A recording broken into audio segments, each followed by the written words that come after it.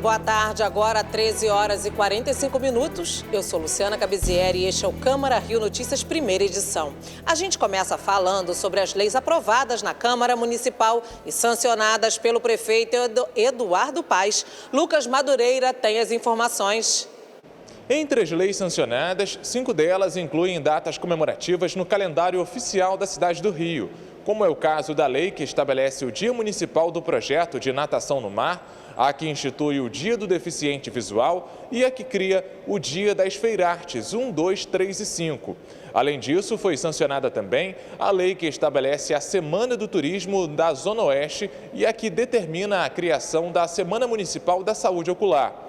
O prefeito da cidade, Eduardo Paes, sancionou ainda a lei que institui no município a ação cultural Jovem Poeta. Além disso, foi sancionada parcialmente a lei que institui o Programa Municipal de Combate à Psicofobia.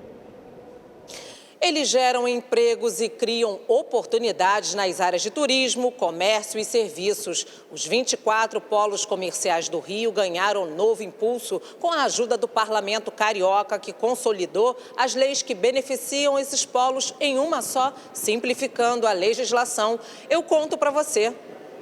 Quem frequenta o polo gastronômico e cultural do Baixo Botafogo diz que o lugar é a cara do Rio. Afinal, o carioca adora uma mesa de bar. Aqui tem uma opção enorme, uma gama de restaurantes que você tem do popular até o mais sofisticado. Preço acessível, entendeu? E o movimento também é bem maneiro. É muito animado, muito agito, é um point bom. Rafael Cordeiro, gerente desse estabelecimento que existe há 12 anos, diz que viu as transformações da região com a chegada do polo. Aqui na Nelson Mandela, a cada 15 dias é feita a feira do Circuito Carioca. Então, sábado e domingo a rua fica fechada e isso impacta muito no nosso faturamento. Os polos comerciais ganharam força na cidade. Eles podem ser gastronômicos, culturais, desportivos, turísticos, entre outros. A ideia é movimentar a economia local, gerar emprego, mobilidade social e lazer, com a revitalização do espaço público e regras específicas para o entorno. Para ser considerado um polo comercial, é necessário um grupo formado por no mínimo 15 empresas que exerçam atividades em uma mesma área. Em 2009, a Prefeitura do Rio criou o programa Polos do Rio.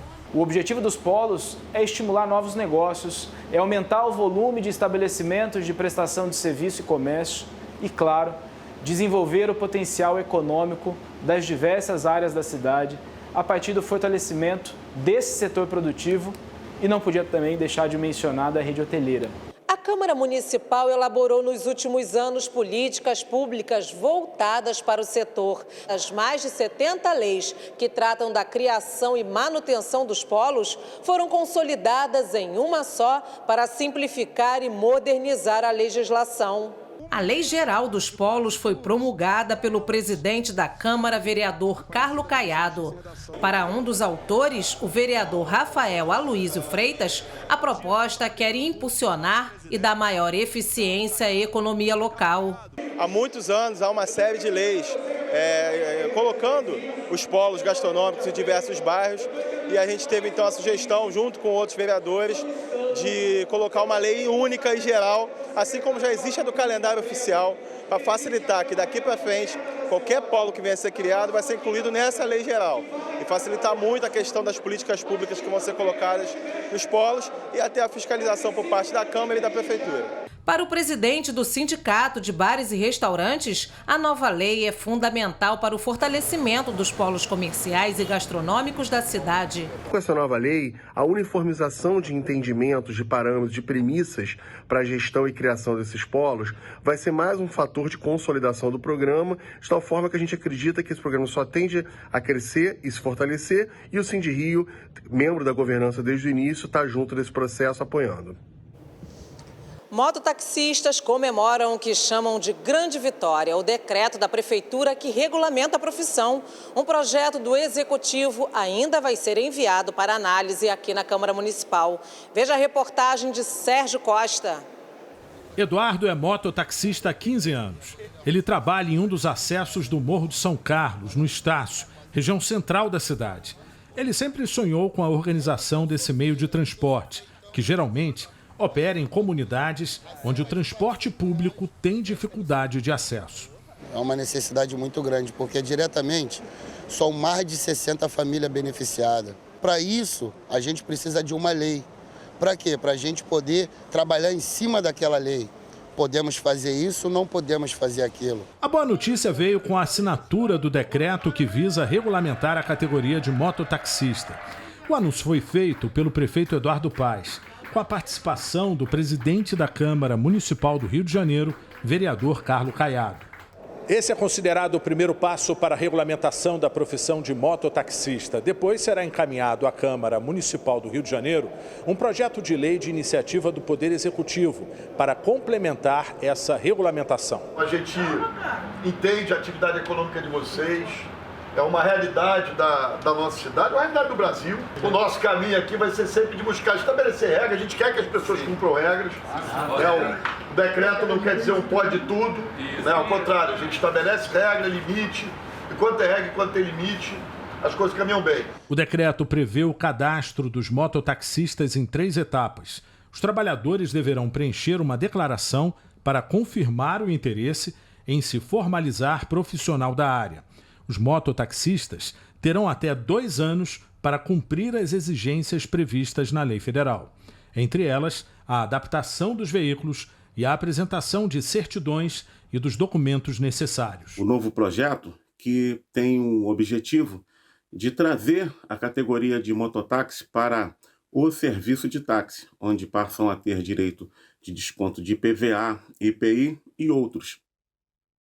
O Rio está em estágio de mobilização desde as 3h55 desta sexta-feira. O motivo é a frente fria que atingiu o estado e provoca chuva moderada ao longo do dia.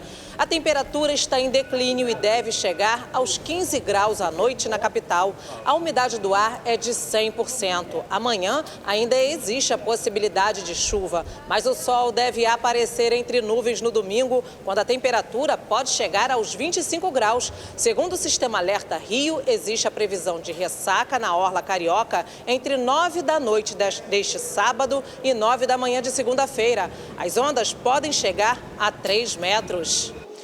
Novas leis foram promulgadas pelo presidente da Câmara Municipal, vereador Carlos Caiado. Lucas Madureira tem os detalhes. Foram promulgadas as seguintes leis. A que dá o nome de Prainha da Glória à faixa de areia na orla marítima do bairro da Glória e a que homenageia a jovem assassinada Kathleen Romeu, com o nome em uma quadra de esportes no bairro Caxambi, na zona norte da cidade. O presidente da Câmara, Carlos Caiado, promulgou também a lei que inclui o tema da educação climática no programa de ensino das escolas da rede pública do município. E aqui trata sobre a comunicação da permanência e da presença de animais em órgãos públicos do município. Além disso, foram promulgadas ainda as leis que tornam a Feira O Fuxico de interesse cultural, social e turístico para o município do Rio. E a que declara a Batalha do Passinho como patrimônio cultural carioca. Acontece amanhã a segunda etapa da campanha de vacinação antirrábica para cães e gatos, promovida pela Secretaria Municipal de Saúde. A Prefeitura espera vacinar 700 animais domésticos até novembro, quando termina a campanha. Serão mais de 150 postos em uma região que reúne mais de 30 bairros da zona norte da cidade. Poderão ser imunizados cães e gatos a partir de 3 meses de idade e adultos saudáveis. Essa será a segunda etapa da campanha, que acontece de forma escalonada em 5 datas, sempre aos sábados. A vacinação antirrábica ocorre anualmente e é a principal arma da Prefeitura para prevenir e manter o controle da raiva no município. Até o momento, a campanha, que teve início no dia 27 de agosto, já vacinou mais de 67 mil animais.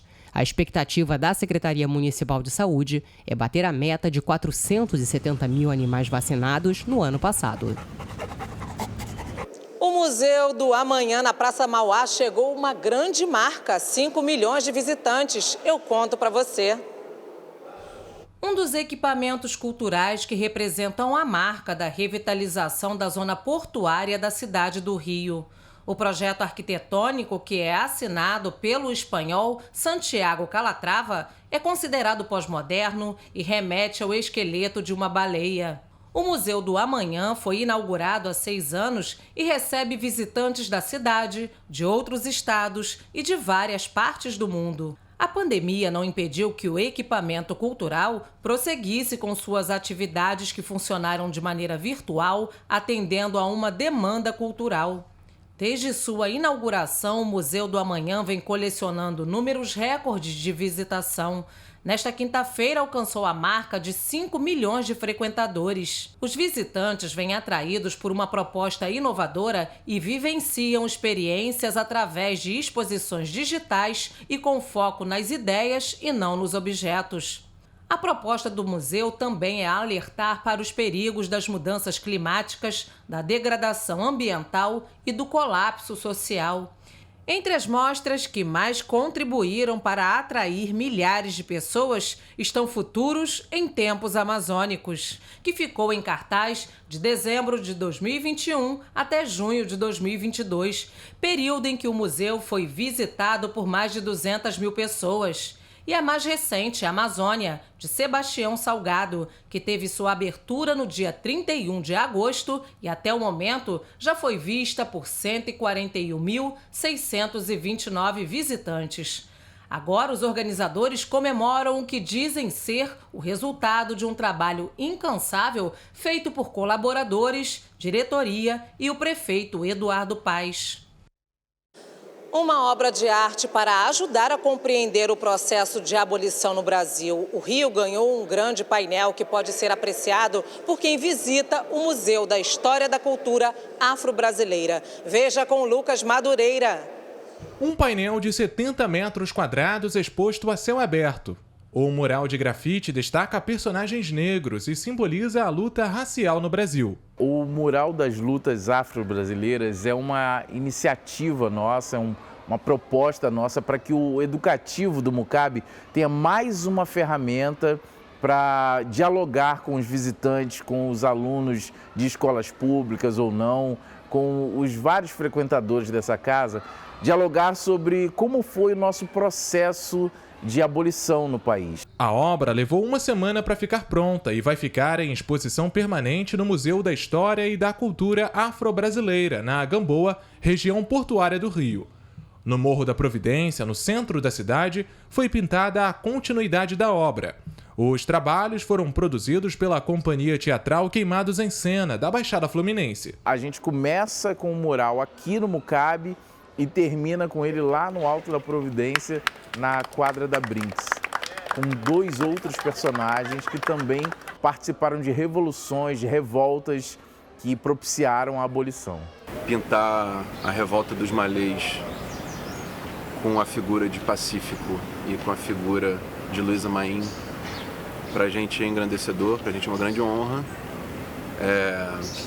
Por estar nesses 2 espaços, tanto o Morro da Providência quanto o MUCAB, que é um espaço de referência da memória preta no Brasil. Além desse painel gigante, quem visita o museu tem também a oportunidade de conhecer um pouco da história da cultura afro-brasileira. Por aqui estão expostas pinturas, esculturas, fotografias e trabalhos de artistas plásticos contemporâneos. O espaço já funcionou como uma escola na década de 1970. Em novembro do ano passado, o prédio ganhou cara nova e foi transformado em museu para resgatar e preservar a memória afro-brasileira. A importância é que é um museu para falar, sim, desse processo de escravização, mas para pensar perspectivas histórico-culturais dessas populações negras para além disso, né? Então, pensar nessas populações negras a partir de uma perspectiva de inserção na identidade brasileira, né? A gente não consegue pensar Brasil sem pensar na contribuição negra. O museu fica aberto de quinta a sábado, das 10 da manhã às 5 horas da tarde. Nós temos uma exposição de longa duração, que é Protagonismos, Memória, Orgulho e Identidade. E no momento nós temos 2 exposições temporárias, que é uma exposição individual da Aparecida Silva, está buscando refletir sobre esse território da pequena África da zona portuária. E nós também inauguramos, na semana passada, no sábado, uma exposição individual de uma outra artista chamada Sheila Yo, e o nome da exposição é Choro, a partir de uma série dela chamada Lágrimas de Mãe, refletindo sobre esses choros, né? Essas lágrimas pretas, mas não só no sentido de tristeza, né? Mas lágrimas de alegria, lágrimas de emoção. Bem bacana. E nós ficamos por aqui. Outras informações em Câmara.Rio, nas nossas redes sociais em @CâmaraRio e às 19h40 na segunda edição do Câmara Rio Notícias. Obrigada pela companhia e um ótimo fim de semana.